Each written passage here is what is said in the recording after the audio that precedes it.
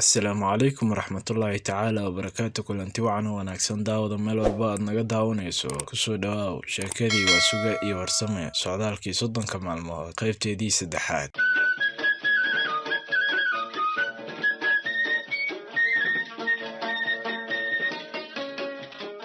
qaybta labaad sheekadu waxay inoo joogtay isla markiiba wuxuu dadkii u dooray beydad ka mid ah gabaygii Cumar Istiiliya oo ahaa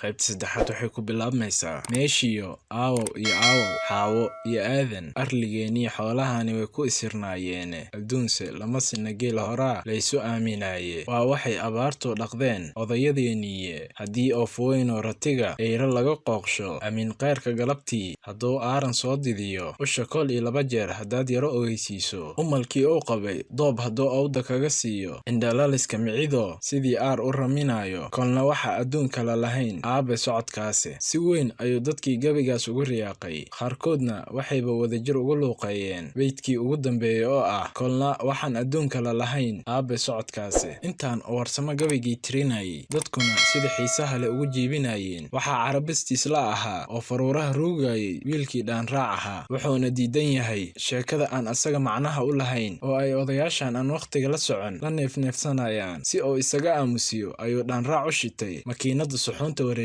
wuxuuna saaray saxan ay ku duuban yihiin heesihii James Brown odayaashii sheekada u socotay ayaa mar kaliya wada aamusay oo yaab isla wada dhugtay farxaddii odayaasha waxaa bedelay foolkaduud markaasi il caraysan ku wada fiirinayaan dhaanraac asaguna danka ma leh waxaas oo dhan wuxuu ka ciyaarayaa fadhigiisa oo hadba gees isu tuurayaa jilbahana isku tumayaa marmar heesaaga ayuuba kula luuqaynayaa beydadka iyo horisyada qaarkood sida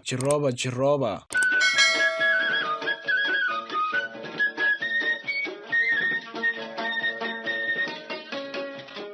markii cabaar la aamusnaa wiilkiina oo xiise dhacay ayaa mar kaliya sheekadii la soo nooleeyey ugu horrayntii waa suge ayaa isagoo aad uga caraysan waxyaalihii oo dhaanraac ku kacay wuxuu tusaale ahaan dadkii ugu tiiriyey masaafadii Sheekh Axmed Gabyow oo ahayd qasqas carmaa iyo qaabis caanood midba markoo la qasmaansahaaye quudka haddii la karsho qabow yahay intuu qurmaa mar la soo qubaaye geenye qurxoon iyo qaylo dameeraad ninba midkiisa la qaalbadnaaye rati qawaariyo qaalin jooclaa midba marba qalab saaranaaye khashkariso inaagta qaafaa maharka loo wada qaybihaaye qaran haddii marba qoon u soo kaco wixii qadiim ah la quursahaaye qur-aanka toosanii qaadirkaa yidhi qolofqab gaal u hoqoonsahaaye rag badan ayaa masaafadaas ka faalooday waa sugana gacan qaaday ayagoo islamarkaasna isha ku gubaya dhaanraac waa suge markuu ogaaday in tusaalihiisii lala dhacay ayuu si wanaagsan intuu fadhiga ugu qaab samaystay oo maradiisii tarashka lahayd dheegaha ka ritay sidii libaax hareerihiisii marba mid u jeestay markay intaasi dhacday ayuu warsame oo ay la noqotay in laga dheereeyey mar kaliya sidii webiga u biyo keenay wuxuuna ka qiirooday sidii waa suge loogu madax ruxay warsame asagoo guud ahaan uga hadlaya xaalkii dhaanraac gaar ahaanna dantiisu tahay inuu libta abwaaniba ka xigsaday waa suge ayuu dadkii u tirshay gabaygii cilmi raage oo ahaa